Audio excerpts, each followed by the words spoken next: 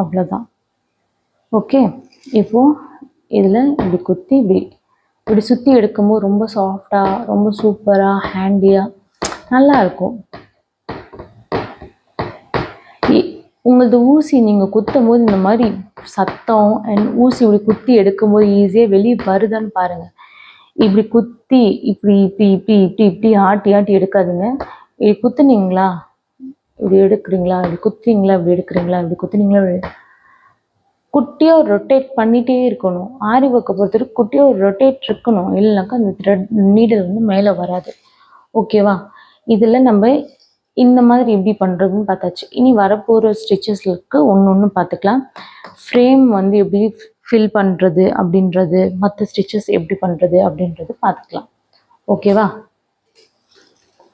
அடுத்த ஸ்டிச்சோட பேர் fly stitch.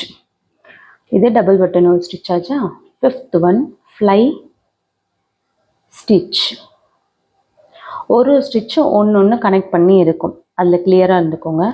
Chain ஸ்டிச்சுக்கு அப்புறம் double button hole stitch chain ஸ்டிச்சை கனெக்ட் ஆகிருக்கு. Double button hole stitch single button hole ஸ்டிச்சை கனெக்ட் ஆகிருக்கு.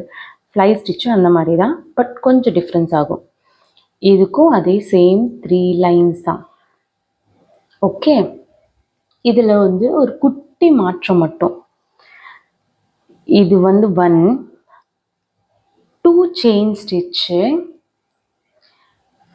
3 லாக்கு, அதுக்கப்புறம் 4 5 lock. 1 okay, 2 3 lock, 4 5 lock chain.